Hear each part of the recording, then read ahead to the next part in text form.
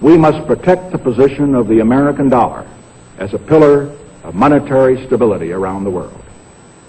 In the past 7 years, there's been an average of one international monetary crisis every year. Now, who gains from these crises? Not the working man, not the investor, not the real producers of wealth. The gainers are the international money speculators.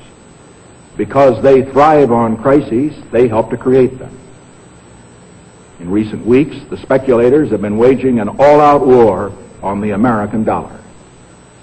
The strength of a nation's currency is based on the strength of that nation's economy. And the American economy is by far the strongest in the world. Accordingly, I have directed the Secretary of the Treasury to take the action necessary to defend the dollar against the speculators. I have directed Secretary Connally to suspend temporarily the convertibility of the dollar into gold or other reserve assets, except in amounts and conditions determined to be in the interest of monetary stability and in the best interest of the United States. Now, what is this action, which is very technical, what does it mean for you? Let me lay to rest the bugaboo of what is called devaluation.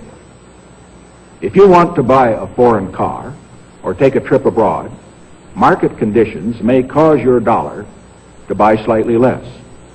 But if you are among the overwhelming majority of Americans who buy American-made products in America, your dollar will be worth just as much tomorrow as it is today. The effect of this action, in other words, will be to stabilize the dollar. Now, this action will not win us any friends among the international money traders. But our primary concern is with the American workers and with fair competition around the world. To our friends abroad, including the many responsible members of the international banking community who are dedicated to stability in the flow of trade, I give this assurance. The United States has always been and will continue to be a forward-looking and trustworthy trading partner. In full cooperation with the International Monetary Fund and those who trade with us, we will press for the necessary reforms to set up an urgently needed new international monetary system. Stability and equal treatment is in everybody's best interest.